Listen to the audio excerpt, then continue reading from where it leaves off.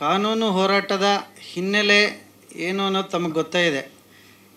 ಕಾನೂನು ಹೋರಾಟ ಈ ವಿಚಾರದಲ್ಲಿ ಮಾನ್ಯ ಸಾಹಸ ಡಾಕ್ಟರ್ ವಿಷ್ಣುವರ್ಧನ್ ಅವರು ತೀರ್ಕೊಂಡ ದಿನದಿಂದನೇ ಒಂದು ಕಾನೂನಿನ ತೊಡಕುಗಳು ಆರಂಭ ಆಯಿತು ಅಂತ ಹೇಳಿದ್ರೆ ತಪ್ಪಾಗಲಿಕ್ಕಿಲ್ಲ. ಅವರು ತೀರ್ಕೊಂಡಿದ್ದ ದಿವಸ ಅಂತಿಮ ಸಂಸ್ಕಾರವನ್ನು ಎಲ್ಲಿ ಮಾಡಬೇಕು ಅನ್ನೋದರಿಂದ ಒಂದು ರೀತಿ ಗೊಂದಲಗಳು, ವಿವಾದಗಳು, ಅವರ ಕುಟುಂಬದವರು ಒಂದು ಹೇಳ್ತಾರೆ, ಸರ್ಕಾರದವರು ಒಂದು ಹೇಳ್ತಾರೆ, ಈ ರೀತಿ ಗೊಂದಲಗಳಾಗಿದ್ದೆಲ್ಲ ಅದ್ರ ಬಗ್ಗೆ ಎಲ್ರಿಗೂ ಮಾಹಿತಿ ಇದ್ದೇ ಇದೆ. ನಾನು ಮತ್ತೆ ಅದನ್ನು ಹೇಳಲಿಕ್ಕೆ ಬಯಸೋದಿಲ್ಲ. ಬೇರೆ ನಮ್ಮ ಚಿತ್ರರಂಗದ ಹಿರಿಯರಾದಂಥ ಆಗ ಇದ್ದಂತಹ ಅಂಬರೀಷ್ ಅಣ್ಣ ಅವರು ಇರ್ಬೋದು, ಅದೇ ರೀತಿ ಸರ್ಕಾರದ ಜೊತೆ ಆಗಿನ ಮುಖ್ಯಮಂತ್ರಿಗಳಾಗಿದ್ದಂತಹ ಯಡಿಯೂರಪ್ಪನವರು, ಅವರುಗಳೆಲ್ಲ ಸೇರಿಕೊಂಡು ಅವತ್ತಿನ ಒಂದು ತೀರ್ಮಾನದಂತೆ ಅಭಿಮಾನ್ ಸ್ಟುಡಿಯೋದಲ್ಲೇ ಅವರ ಅಂತಿಮ ಸಂಸ್ಕಾರ ಆಗಬೇಕು ಅನ್ನೋದನ್ನು ತೀರ್ಮಾನ ಕೈಗೊಳ್ತಾರೆ. ಅದಕ್ಕೆ ಮುಂಚೆ ಬಾಲಣ್ಣ ಅವರ ಮಕ್ಕಳು ಗಣೇಶ್ ಮತ್ತು ಶ್ರೀನಿವಾಸ್ ಇಬ್ಬರು ಇದ್ದರು. ಆಗ ಅವರಿಬ್ಬರ ಜೊತೆನೂ ಕೂತು ಮಾತಾಡಿ ಅವರ ಒಪ್ಪಿಗೆಯನ್ನು ಸಹ ಪಡೆದು ಅಲ್ಲಿ ಅಂತಿಮ ಸಂಸ್ಕಾರದ ವಿಧಿವಿಧಾನಗಳನ್ನು ನೆರವೇರಿಸಲಾಗುತ್ತೆ. ಇವತ್ತು ನಮ್ಮ ವಿಷ್ಣು ಅಪ್ಪಾಜಿಯವರ ಅಂತಿಮ ಸಂಸ್ಕಾರಕ್ಕೆ ದಹನ ಕ್ರಿಯೆ ಮಾಡಿದಂತಹ, ಅಗ್ನಿಸ್ಪರ್ಶ ಮಾಡಿದಂತಹ ಶ್ರೀಧರ್ ಅವರು, ಅವ್ರ ಜೊತೆಯಲ್ಲೇ ಅವರ 35 ವರ್ಷಗಳು ಅವ್ರ ಜೊತೆಯಲ್ಲೇ ಇದ್ದಂಥವರು, ಅವರು ನಮ್ಮ ಜೊತೆ ಇರೋದು ನಮ್ಮೆಲ್ಲರ ಸೌಭಾಗ್ಯ. ಸೊ ಅವರು ಕೂಡ ಹೆಚ್ಚು ಇದ್ರ ಬಗ್ಗೆ ಬೆಳಕು ಚೆಲ್ಲಲಿದ್ದಾರೆ ಮುಂದೆ. ಈ ರೀತಿ ಅವತ್ತು ಸಂಸ್ಕಾರ ಎಲ್ಲ ನಡೆದ ನಂತರ, ನಡೆದ ನಂತರ 2010ರಲ್ಲಿ 2009 ಡಿಸೆಂಬರ್ 30 ಅಪ್ಪಾಜಿಯವರ ಅಂತ್ಯಕ್ರಿಯೆ ಆಯಿತು. ತದನಂತರ 26/4/2010ರಲ್ಲಿ ಡಾಕ್ಟರ್ ವಿಷ್ಣುವರ್ಧನ್ ಪ್ರತಿಷ್ಠಾನ ಅಂತ ಸರ್ಕಾರ ಒಂದು ಸ್ಥಾಪನೆ ಮಾಡುತ್ತೆ. ವಿಷ್ಣುವರ್ಧನ್ ಪ್ರತಿಷ್ಠಾನ 2010ರಿಂದ 2025ರವರೆಗೂ ಏನೇನು ಕ್ರಮಗಳನ್ನು ಕೈಗೊಂಡಿದೆ ವಿಷ್ಣುವರ್ಧನ್ ಇದಕ್ಕೋಸ್ಕರ ಅಂತ ಅದು ಸರ್ಕಾರವೇ ಉತ್ತರ ಕೊಡಬೇಕು. ಇದರ ನಡುವೆ ಕಾನೂನಿನ ತೊಡಕು ಆಯಿತು. ಅಂದರೆ ಆ ಜಾಗವನ್ನು ಸರ್ಕಾರ ವಶಪಡಿಸ್ಕೊಳ್ಳೇ ಇಲ್ಲ. ಪ್ರಾರಂಭದ ದಿನದಿಂದನೂ ಅದನ್ನು ವಶಪಡಿಸ್ಕೊಂಡು ಆ 10 ಗುಂಟೆ ಜಾಗ ಏನಿತ್ತು, ಅದು ಎಲ್ಲಿ ಅಂತಿಮ ಸಂಸ್ಕಾರ ಮಾಡಲಾಗಿತ್ತು, ಅದನ್ನು ವಶಪಡಿಸ್ಕೊಂಡು ಅದನ್ನು ವಿಷ್ಣುವರ್ಧನ್ ಟ್ರಸ್ಟ್ಗಾದರೂ ಕೊಟ್ಟು ಅಥವಾ ವಿಷ್ಣುವರ್ಧನ್ ಪ್ರತಿಷ್ಠಾನಕ್ಕಾದರೂ ಕೊಟ್ಟು ಅದನ್ನು ನಿರ್ವಹಣೆ ಮಾಡಬೇಕಾಗಿತ್ತು. ಇದು ಪ್ರಾರಂಭದಿಂದನೂ ಯಾವ ಸರ್ಕಾರಗಳು ಅದ್ರ ಬಗ್ಗೆ ಗಮನನೂ ಹರಿಸಲಿಲ್ಲ. ಸಾಕಷ್ಟು ಮನವಿ ಪತ್ರಗಳು ಕೊಟ್ವಿ, ಆದರೂ ಕೂಡ ಅದು ಏನು ಕ್ರಮವನ್ನು ಕೈಗೊಳ್ಳಲಿಲ್ಲ.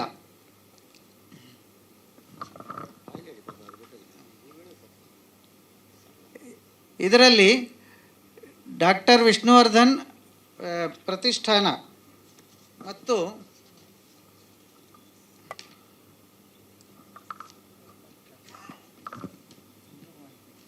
VSS ವಿಷ್ಣು ಸೇನಾ ಸಂಘಟನೆ ಮತ್ತು VSS Abhiman doctor Vishnuvardhan Punyabhoomi trust ಇದನ್ನು ರಚನೆ ಮಾಡಿ 2014ರಿಂದ ಕಾನೂನು ಹೋರಾಟವನ್ನು ಮಾನ್ಯ ರಾಜುಗೌಡರವರು ಮಾಡ್ತಾ ಬಂದರು. ಸಾಕಷ್ಟು ಬಾರಿ ಮನವಿ ಪತ್ರಗಳನ್ನು ಕೊಟ್ಟರು. ಅದು ಎಲ್ಲರಿಗೂ, ಅಂದರೆ ತಾಲೂಕು ಕಚೇರಿಯಿಂದ ಹಿಡಿದು ಮುಖ್ಯಮಂತ್ರಿವರೆಗೆ ಎಲ್ಲರಿಗೂ ಸಾಕಷ್ಟು ಬಾರಿ ಮನವಿ ಪತ್ರಗಳನ್ನು ಕೊಟ್ಟಿದ್ದಾರೆ. 2016ರಲ್ಲಿ ಮಾನ್ಯ ಜಿಲ್ಲಾಧಿಕಾರಿಗಳು, ಅಂದಿನ ಜಿಲ್ಲಾಧಿಕಾರಿಗಳಾಗಿದ್ದವರು ಮಾನ್ಯ ವಿ ಶಂಕರ್ ಅವರು ಸ್ಥಳ ಮಹಜರು ಮಾಡಿ 10 ಗುಂಟೆ ಜಾಗವನ್ನು ಸ್ಥಳ ಪರಿಶೀಲನೆ ಮಾಡಿ, ಸ್ಥಳ ನಿಗದಿ ಮಾಡಿ, ಅದಕ್ಕೆ ಚೆಕ್ಕುಬಂದಿ ಗುರುತಿಸಿ, ಸ್ಕೆಚ್ ರೆಡಿ ಮಾಡಿಸಿ ಎಲ್ಲ ಮಾಡಿಸಿದರು. ಅದರ ನಂತರ 19/12/2017ರಲ್ಲಿ ಮಾನ್ಯ ಬಾಲಣ್ಣ ಅವರ ಮಗ ಗಣೇಶ್ ಅವರು ಅಭಿಮಾನ್ ಸ್ಟುಡಿಯೋದ ಲೆಟರ್ ಹೆಡ್ನಲ್ಲೇ ಒಂದು ಪತ್ರವನ್ನು ಬರೀತಾರೆ. ಏನಂತ, ಈ 10 ಗುಂಟೆ ಜಾಗವನ್ನು ನಾನು ಯಾವುದೇ ಒಂದು ಸಂಭಾವನೆ ತಗೊಳ್ಳದೆ, ಅಂದರೆ ಮಾರಾಟ ಅಲ್ಲ, ಇದನ್ನು ಅಭಿಮಾನಿಗಳಿಗೋಸ್ಕರ, ನಾವು ಚಿತ್ರರಂಗಕ್ಕೆ ಸಂಬಂಧಪಟ್ಟಿರೋರು, ನಮಗೆ ಗೊತ್ತಿದೆ, ಭಾವನೆಗಳು ನಮಗೆ ಅರ್ಥ ಆಗುತ್ತೆ ಅಂತ ಎಲ್ಲ ವಿಸ್ತೃತವಾಗಿ ಬರೆದು ಆ 10 ಗುಂಟೆ ಜಾಗವನ್ನು ನಾವು ಉಚಿತವಾಗಿ ಕೊಡಲಿಕ್ಕೆ ಸಿದ್ಧ ಇದ್ದೀವಿ, ಇಲ್ಲಿ ಸ್ಮಾರಕ ನಿರ್ಮಾಣ ಮಾಡಬಹುದು ಅಂತ ಹೇಳ್ತಾರೆ. ಇದರ ನಂತರವೂ ಕೂಡ ಸರ್ಕಾರದಿಂದ ಈ ನಿಟ್ಟಿನಲ್ಲಿ ಸೂಕ್ತ ಆದೇಶ ಆಗಿಲ್ಲ. ಇದೆಲ್ಲವೂ ಒಂದು ಭಾಗ. ಇದು ನಡೀತಾ ಇರಬೇಕಾದ್ರೆ ನಾವು ಪ್ರತಿ ವರ್ಷ ಎಂದಿನಂತೆ ವರ್ಷದಲ್ಲಿ 2 ಬಾರಿ ಸೆಪ್ಟೆಂಬರ್ 18 ಅಪ್ಪಾಜಿಯವರ ಹುಟ್ಟಿದ ಹಬ್ಬ, ಡಿಸೆಂಬರ್ 30 ಅಪ್ಪಾಜಿಯವರ ಪುಣ್ಯತಿಥಿ. ಈ ಎರಡೂ ಕಾರ್ಯಕ್ರಮಗಳಿಗೆ ಅಧಿಕೃತವಾಗಿ ಮಾನ್ಯ ಜಿಲ್ಲಾಧಿಕಾರಿಗಳಿಂದ, BBMPಯಿಂದ, ಹಾಗೆಯೇ ಪೊಲೀಸ್ ಅಧಿಕಾರಿಗಳಿಂದ ಎಲ್ಲ ಕಡೆಯಿಂದ ಅನುಮತಿ ಪತ್ರವನ್ನು ಪಡೆದುಕೊಂಡು ಎರಡೂ ಕಾರ್ಯಕ್ರಮಗಳನ್ನು ಬಾಲಣ್ಣ ಅವರ ಅಭಿಮಾನ್ ಸ್ಟುಡಿಯೋದವರು ಯಾರಿದ್ದರೂ ಅವರ ಸಹಕಾರದಿಂದ ಸುಸೂತ್ರವಾಗಿ ವರ್ಷದಲ್ಲಿ 2 ಬಾರಿ ಕಾರ್ಯಕ್ರಮಗಳನ್ನು ಮಾಡ್ತಾ ಇದ್ದಿದ್ದು ಎಲ್ಲರ ಗಮನದಲ್ಲೂ ಇದೆ. ಈ ರೀತಿ ಇರಬೇಕಾದ್ರೆ 2016ರಲ್ಲಿ ಏನು ಮೈಸೂರಿನಲ್ಲಿ ಒಂದು ಸ್ಮಾರಕ ನಿರ್ಮಾಣಕ್ಕೆ ಅಂತ ಜಾಗ ನಿಗದಿಪಡಿಸ್ತಾರೆ, ಅದು 2023 ಜನವರಿ 29ಕ್ಕೆ ಉದ್ಘಾಟನೆ ಆಗುತ್ತೆ. ತದನಂತರ ಬಾಲಣ್ಣ ಅವರ ಏನು ಅಭಿಮಾನ್ ಸ್ಟುಡಿಯೋದ ಮಾಲೀಕರು ಆಗಿ ಯಾರಿರ್ತಾರೆ, ಗಣೇಶ್ ಮತ್ತು ಶ್ರೀನಿವಾಸ್ ಮತ್ತು ಕಾರ್ತಿಕ್, ಇವರುಗಳು ಅವತ್ತಿಂದ ನಮಗೆ ಅಸಹಕಾರ ಕೊಡ್ಲಿಕ್ಕೆ ಶುರು ಮಾಡ್ತಾರೆ. ಯಾವುದೇ ಕಾರಣಕ್ಕೂ ಅಭಿಮಾನಿಗಳನ್ನ ಒಳಗೆ ಬಿಡಲ್ಲ. ಅಲ್ಲಿವರೆಗೂ ಯಥಾ ಪ್ರಕಾರ ಏನು ಮಾಮೂಲಿ ನಾವು ಹೋಗಿ ದರ್ಶನ ಮಾಡ್ಬೋದಾಗಿತ್ತು. 2023 ನಂತರ ಆ ಗೇಟ್ ಬಂದ್ ಮಾಡಲಾಯಿತು, ಗೇಟಿನ ಎತ್ತರವನ್ನು ಏರಿಸಲಾಯಿತು, ಕಾಂಪೌಂಡನ್ನು ಕೂಡ ಹೈಟ್ ಮಾಡಿದ್ರು. ಸಾಕಷ್ಟು ಜನ ಇದನ್ನೆಲ್ಲ ಗಮನಿಸಿರ್ಬೋದು. ಸೊ ಯಾಕೆ ಇದನ್ನೆಲ್ಲ ಮಾಡಿದ್ರು ಅಂದರೆ ಉದ್ದೇಶಪೂರ್ವಕವಾಗಿ ಯಾರೋ ಅಭಿಮಾನಿಗಳು ಒಳಗೆ ಬರಬಾರ್ದು ಅನ್ನೋ ಕಾರಣಕ್ಕೆ. ಇದೆಲ್ಲವನ್ನು ಒಂದು ಭಾಗ ಆಯಿತು. ಇದರ ನಂತರ 2024ರಲ್ಲಿ ಮೊಟ್ಟ ಮೊದಲನೇ ಬಾರಿಗೆ ಕಾರ್ತಿಕ್ ಈ ಎರಡೂ ಸಂಘಟನೆಗಳ ಮೇಲೆ ಮತ್ತು ಅದರ ಪದಾಧಿಕಾರಿಗಳು ರಾಜುಗೌಡರು ಮತ್ತು ಇತರ 7 ಜನರ ವಿರುದ್ಧ ಸಿವಿಲ್ ಕೋರ್ಟ್ನಲ್ಲಿ 3 ಕೇಸುಗಳನ್ನು ದಾಖಲಿಸ್ತಾರೆ. 3 ಕೂಡ ಇಂಜಂಕ್ಷನ್ ಕೇಸುಗಳೇ. ಒಂದರಲ್ಲಿ ಅವ್ರಿಗೆ ಪ್ರಾರಂಭದಲ್ಲಿ ಇಂಜಂಕ್ಷನ್ ಸಿಗುತ್ತೆ, ನಂತರ ನಾವು ಆರ್ಗ್ಯುಮೆಂಟ್ ಮಾಡಿ ಎಲ್ಲವನ್ನು ಕೋರ್ಟ್ ಗಮನಕ್ಕೆ ತಂದ ಮೇಲೆ 19/12/2024ರಲ್ಲಿ ಕೋರ್ಟು ಇಲ್ಲ, ಇದು ವಿಷ್ಣುವರ್ಧನ್ ಅವರ ಏನು ಪುಣ್ಯತಿಥಿ ಬರ್ತಾ ಇದೆ ಡಿಸೆಂಬರ್ 30ಕ್ಕೆ, ಅದಕ್ಕೆ ಅವನ ಅನುಮತಿ ಕೊಡಬೇಕು ಹಾಗೆ ಅಂಥೇಳಿ ಆದೇಶವನ್ನು ಹೊರಡಿಸುತ್ತೆ. ಸೊ ಆ ರೀತಿ ಕಳೆದ ವರ್ಷ ಅವರ ಪುಣ್ಯತಿಥಿಯನ್ನು ಕೋರ್ಟ್ ಅನುಮತಿಯೊಂದಿಗೆ ಕೋರ್ಟಿನ ಆದೇಶದ ಪ್ರಕಾರ ಕಾರ್ಯಕ್ರಮ ನೆರವೇರುತ್ತೆ. ಈ ರೀತಿ ಇರಬೇಕಾದ್ರೆ ಅದೇ ಕೇಸ್ನಲ್ಲಿ, ಕೇಸ್ ನಂಬರು ಹೇಳ್ತೀನಿ ನಾನು, OS 6544 ಆಫ್ 2024, ಇದು ಈ ಕೇಸ್ನಲ್ಲಿ ಯಾವಾಗ ಅದು ಸಾಕ್ಷಿ ವಿಚಾರಣೆಗೆ ಅಂತ ಬರುತ್ತೆ, ಆ ಸಾಕ್ಷಿ ವಿಚಾರಣೆಗೆ ಕೇಸ್ ಹಾಕಿದಂಥ ಕಾರ್ತಿಕ್ ಬರೋದೇ ಇಲ್ಲ. 4-5 ಡೇಟ್ಗಳು ಹೋಗುತ್ತೆ. ನಂತರ 7/7/2025ರಲ್ಲಿ ಯಾವುದೇ ಕಾರಣ ಕೊಡದೆ ಸಿಂಪಲ್ಲಾಗಿ ಹೋಗಿ ಒಂದು ಮೆಮೊ ಹಾಕಿ ಆ ಕೇಸನ್ನು ಹಿಂತೆಗೆದುಕೊಳ್ತಾರೆ. ಕಾನೂನಿಗೆ ಶುರು ಮಾಡಿದವರು ಅವರೇನೆ, ಹೋರಾಟ ಶುರು ಮಾಡಿ ಕಾನೂನು ಪ್ರಕಾರ ನಮ್ಮನ್ನು ತಡೆ ಹಾಕಬೇಕು ಅನ್ನೋ ಪ್ರಯತ್ನಗಳನ್ನ ಪಟ್ಟರು, ಕಾನೂನಿನ ಏನು ನಿರ್ಬಂಧಕ್ಕಾಜ್ಞೆ ತರಬೇಕು ಅಂತ. ಅದು ಆಗದೇ ಹೋದಾಗ ಅದನ್ನು ವಾಪಸ್ ತಗೊಳ್ತಾರೆ. ಅದೇ ರೀತಿ ಇನ್ನು 2 ಕೇಸುಗಳು ಪೆಂಡಿಂಗ್ ಇದೆ, ಅದೇ ಸಿವಿಲ್ ಕೋರ್ಟ್ನಲ್ಲಿ ವಿಚಾರಣೆಗೆ ಬಾಕಿ ಇದೆ. ಈ ರೀತಿ ಇರಬೇಕಾದ್ರೆ ಒಂದು ಕ್ರಿಮಿನಲ್ ಕೇಸ್ ಕೂಡ ದಾಖಲು ಮಾಡ್ತಾರೆ. ಅದು ಕೂಡ ನಮಗೆ ಇತ್ತೀಚೆಗೆ ಅದು ನಮ್ಮ ಗಮನಕ್ಕೆ ಬಂದಿದೆ. ಅದಕ್ಕೂ ಕೂಡ ನಾವು ಹೈಕೋರ್ಟ್ನಲ್ಲಿ ಅರ್ಜಿಯನ್ನು ಸಲ್ಲಿಸಲಿದ್ದೇವೆ. ಇದೆಲ್ಲವೂ ಕಾನೂನು ಹೋರಾಟ ನಡೀತಾ ಇರಬೇಕಾದ್ರೆ ಈ ಎಲ್ಲ ಕಾನೂನು ಹೋರಾಟಗಳನ್ನು, ಇಷ್ಟು ಕೇಸುಗಳನ್ನು ಮರೆಮಾಚಿ ನಮ್ಮನ್ನು ಪಾರ್ಟಿ ಮಾಡದೆ ಜನವರಿ 9, 2025 ಮಧ್ಯಾಹ್ನ 3:16 ಒಂದು ಕೇಸನ್ನು ಫೈಲ್ ಮಾಡ್ತಾರೆ ಹೈಕೋರ್ಟ್ನಲ್ಲಿ. ಅಲ್ಲಿ ಕೇವಲ 2 ಪಾರ್ಟಿ ಮಾಡ್ತಾರೆ ಆ ಕೇಸ್ನಲ್ಲಿ. ಒಂದು ಸರ್ಕಾರದ ಮುಖ್ಯ ಕಾರ್ಯದರ್ಶಿಗಳು, ಎರಡನೇದು ವಿಶೇಷ ಸ್ಪೆಷಲ್ ಡಿ ಸಿ, ಇವರಿಬ್ಬರನ್ನೇ ಪಾರ್ಟಿ ಮಾಡಿ ಕೋರ್ಟ್ನಲ್ಲಿ ಕೇಸನ್ನು ದಾಖಲು ಮಾಡ್ತಾರೆ. ಆ ಕೇಸು 13/1/2025ಕ್ಕೆ ಕೋರ್ಟ್ ಮುಂದೆ ಬರುತ್ತೆ ಹೈಕೋರ್ಟ್ನಲ್ಲಿ. 13/1/2025 ಕೋರ್ಟ್ ಮುಂದೆ ಬಂದಾಗ ಕೇವಲ 10 ನಿಮಿಷಗಳ ವಾದ, ಇದು ಆರ್ಗ್ಯುಮೆಂಟ್ಸ್ ಆಗುತ್ತೆ. ಕೇವಲ 10 ನಿಮಿಷದಲ್ಲಿ ಕೋರ್ಟಿಗೆ ಮಿಸ್ಲೀಡ್ ಮಾಡಿ ಇಲ್ಲಿ ಇರ್ತಕ್ಕಂಥ ಸ್ಟ್ರಕ್ಚರ್ನ ತೆರವುಗೊಳಿಸಬೇಕು ಅನ್ನೋ ಆದೇಶ ತಗೊಂಡು ಹೊರಗಡೆ ಬರ್ತಾರೆ.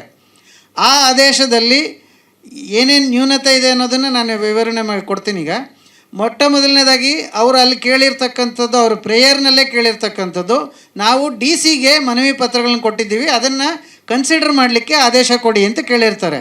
ಆದರೆ DC ಪಾರ್ಟಿ ಮಾಡಿಲ್ಲ. ಎರಡನೇದಾಗಿ ಯಾವುದೇ ನೋಟಿಸು ಯಾರಿಗೂ ಸಹ ಮಾಡಿಸಿಲ್ಲ, ಅದೇ ದಿವಸ ಆದೇಶವನ್ನು ತಗೊಂಡಿರ್ತಕ್ಕಂಥದ್ದು. ಮೂರನೇದಾಗಿ ನಾವು ಕಾನೂನು ಹೋರಾಟ ಮಾಡ್ತಾ ಇದ್ದೀವಿ. ನಾವು ಹಿಂದೆ ಏನು PIL ಒಂದು ಫೈಲ್ ಮಾಡಿದ್ವಿ, ಪಬ್ಲಿಕ್ ಇಂಟ್ರೆಸ್ಟ್ ಲಿಟಿಗೇಷನ್, ಸಾರ್ವಜನಿಕ ಹಿತಾಸಕ್ತಿ ಅರ್ಜಿ. ಅದು 2024ರಲ್ಲಿ ಜೂನ್ ತಿಂಗಳು 24ನೇ ತಾರೀಕು ಅದು ಆದೇಶ ಆಗಿರುತ್ತೆ. ಆ ಆದೇಶವನ್ನು ಉಲ್ಲೇಖ ಮಾಡ್ತಾರೆ.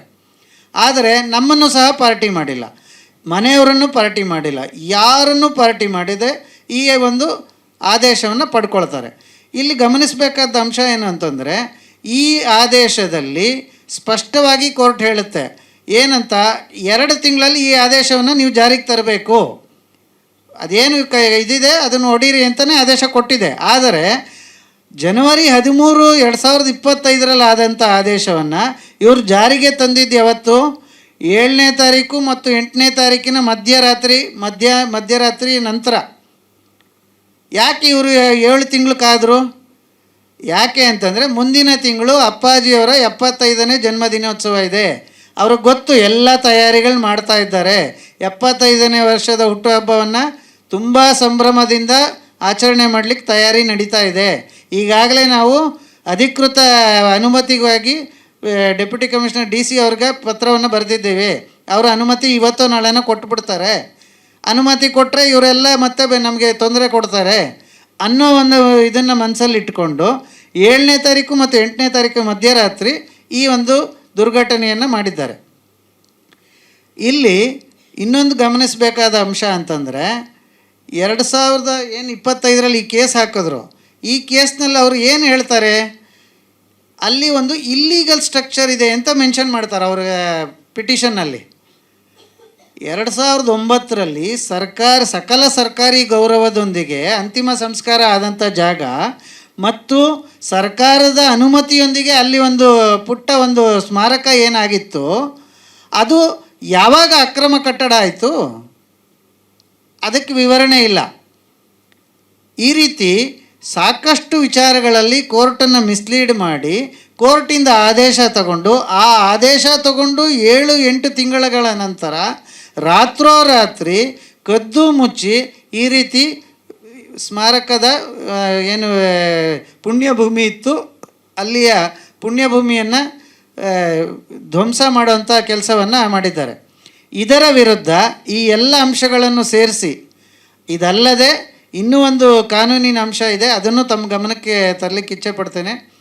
ಆರ್ಟಿಕಲ್ 21 ಆಫ್ ದಿ ಕಾನ್ಸ್ಟಿಟ್ಯೂಷನ್ ಇದು ಎಲ್ಲರಿಗೂ ಸಮಾನ ಹಕ್ಕು, ಸಮಾನತೆಯನ್ನು ಪ್ರತಿಬಿಂಬಿಸುತ್ತೆ. ಇದು ಕೇವಲ ಜೀವಂತ ಇರೋ ವ್ಯಕ್ತಿಗಳಿಗೆ ಮಾತ್ರ ಅಲ್ಲ, dignity of a person to even to a dead person.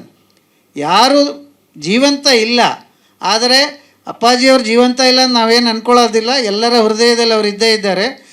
ಆದರೂ ಸಹ ಅವರು ಜೀವಂತ ಇಲ್ಲದೇ ಇದ್ದಾಗಲೂ ಸಹ ಅವ್ರಿಗೂ ಕೂಡ ಆರ್ಟಿಕಲ್ 21 ಪ್ರಕಾರ ಏನು ಅವರ ಹಕ್ಕಿದೆ ಅದು ಕೊಡಲೇಬೇಕು. ಅದು ಕಾನೂನಲ್ಲೂ ಅದಕ್ಕೆ ಒಂದು ಇದಿದೆ, ಅದಕ್ಕೆ ಮಾನ್ಯತೆ ಇದೆ ಅನ್ನೋದನ್ನು ಕೋರ್ಟ್ ಗಮನಕ್ಕೆ ತರಲಿಕ್ಕೋಸ್ಕರ ಇದು ಎಲ್ಲ ಅಂಶಗಳನ್ನು ಸೇರಿಸಿ ಆ ಏನು 13/1/2025 ಆದೇಶ ಆಗಿದೆ ಹೈಕೋರ್ಟ್ನಲ್ಲಿ, ಅದರ ವಿರುದ್ಧ ಪುನರ್ ಪರಿಶೀಲನಾ ಅರ್ಜಿ ರಿವ್ಯೂ ಪಿಟಿಷನನ್ನು ನಿನ್ನೆ ದಿನ ಫೈಲ್ ಮಾಡಲಾಗಿದೆ. ಸದ್ಯದಲ್ಲೇ ಅದು ಕೋರ್ಟ್ ಮುಂದೆ ಬರೋದಿದೆ. ಸೊ ಕೋರ್ಟ್ ಏನು ತೀರ್ಮಾನ ತಗೊಳುತ್ತೆ, ಇದು ಕಾನೂನಿನ ಹೋರಾಟ. ನಾವು ಇಲ್ಲಿಗೆ ನಿಲ್ಲೋರು ಅಲ್ಲ. ಕೋರ್ಟ್ ಏನೇ ತೀರ್ಮಾನ ತಗೊಳ್ಳಿ, ಅಂತಿಮವಾಗಿ ನಮ್ಮದು ಸರ್ಕಾರಕ್ಕಾಗಲಿ ಕೋರ್ಟ್ಗಾಗಲಿ ಮನವಿ ಇಷ್ಟೇ, ಆ ಏನು 10 ಗುಂಟೆ ಜಾಗ ಇತ್ತು ಪುಣ್ಯಭೂಮಿ ಜಾಗ, ಅದನ್ನು ನಾವು ಬೇರೆ ಜಗತ್ತಿನಲ್ಲಿ ಎಷ್ಟೇ ನಮಗೆ 10 ಎಕರೆ ಕೊಟ್ಟರು ಅದನ್ನು ಸರಿದೂಗಿಸ್ಲಿಕ್ಕೆ ಆಗಲಾರ್ದು. ಆ ಜಾಗವನ್ನು ಪುಣ್ಯಭೂಮಿಗಾಗಿ ಮೀಸಲಿರಿಸಿ ಸರ್ಕಾರ ಅದನ್ನು ವಶಕ್ಕೆ ಪಡ್ಕೊಂಡು ಅದಕ್ಕೆ ಏನು ಕಾನೂನುಬದ್ಧವಾಗಿ ಅದಕ್ಕೆ ಕಾಂಪನ್ಸೇಷನ್ ಕೊಡಬೇಕೋ ಅದು ಯಾರು ಸಂಬಂಧಪಟ್ಟ ಮಾಲೀಕರಿಗೆ ಕೊಡಲಿ, ನಮ್ಮದೇನು ಅಭ್ಯಂತರ ಇಲ್ಲ. ಅದನ್ನು ಮಾಡಿ ಅಲ್ಲಿ ಒಂದು ಭವ್ಯವಾದ ಸ್ಮಾರಕವನ್ನು ನಿರ್ಮಾಣ ಮಾಡಬೇಕು ಅನ್ನೋದು ನಮ್ಮ ಒತ್ತಾಸೆಯಾಗಿದೆ. ಇದಲ್ಲದೆ ಈ ಹೋರಾಟ ಅಲ್ಲದೆ ನಾವು ಈವನ್ ಸುಪ್ರೀಂ ಕೋರ್ಟ್ವರೆಗೂ ಹೋಗ್ಲಿಕ್ಕೆ ಸಿದ್ಧ ಇದ್ದೇವೆ. ಅಂಥ ಅವಕಾಶ ಅಥವಾ ಅಂಥ ಒಂದು ಸಂದರ್ಭ ಬಂದರೆ ನಾವು ಅಲ್ಲಿಗೂ ಹೋಗಿ ಈ ಎಲ್ಲ ಅಂಶಗಳನ್ನು ಸುಪ್ರೀಂ ಕೋರ್ಟ್ಗೂ ಮನವರಿಕೆ ಮಾಡಿಕೊಡ್ಲಿಕ್ಕೆ ಹಿಂಜರಿಯೋದಿಲ್ಲ ಅಂತ ಹೇಳ್ತಾ ನಂದು 2 ಮಾತು ಮುಗಿಸ್ತೇನೆ.